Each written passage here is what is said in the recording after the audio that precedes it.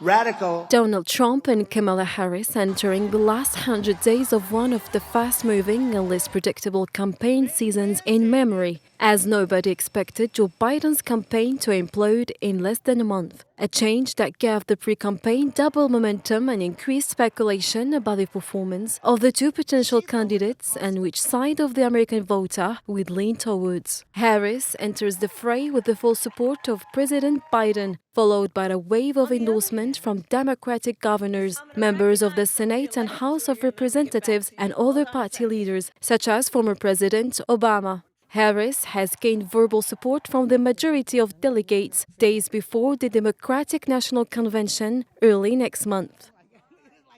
Michelle, Barack, this means so much to me. I am looking forward to doing this with the two of you, Doug and I both, and getting out there, being on the road. But most of all, I just want to tell you the words you have spoken and the friendship that you have given over all these years mean more than I can express. So thank you both. It means so much. And we're going to have some fun with this too, aren't we?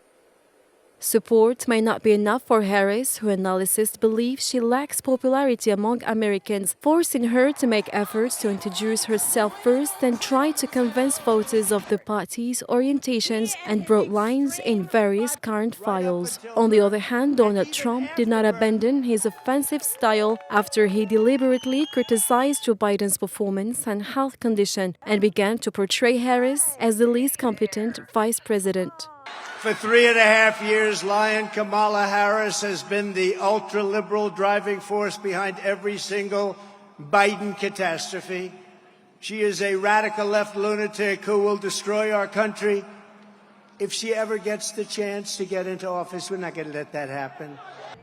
The Democratic Convention in mid-August is expected to be a jubilant celebration of the party's new standard-bearer, Harris, who is enjoying support and an early boost in polling. Meanwhile, as the latest opinion polls indicate that the Republican candidate continues to lead the Democratic rival by 2 points. Trump scored 49% compared to 47% for Harris, who narrowed the gap that was 6 points in an earlier poll this month, with President Joe Biden, who withdrew from the presidential race.